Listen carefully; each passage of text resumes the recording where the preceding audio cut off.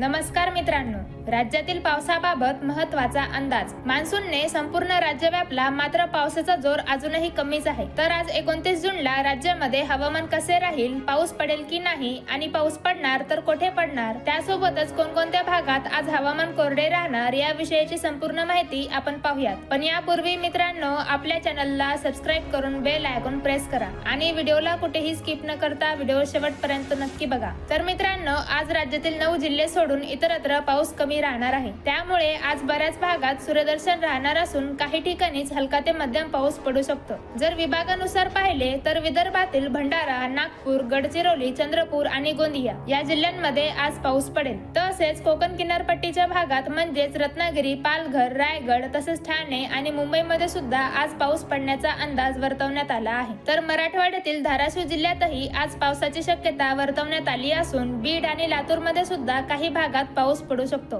त्यासह मराठवाड्यातील इतर भागात ठिकठिकाणी सूर्यदर्शन राहून पाऊस कमी राहील, पण काही भागात ढगाळ वातावरणासह हलक्या पावसाची शक्यताही नाकारता येणार नाही। तर सांगली, धुळे, सोलापूर जिल्हा, अमरावती, जळगाव, यवतमाळ आणि अकोला या जिल्ह्यांमध्ये सुद्धा आज पाऊस पडण्याचा अंदाज वर्तवण्यात आला आहे। तर मित्रांनो, हा होता 29 जूनचा हवामान अंदाज। अशाच प्रकारचा रोजचा अंदाज पाहण्यासाठी आपल्या चॅनलला सबस्क्राईब करा। धन्यवाद।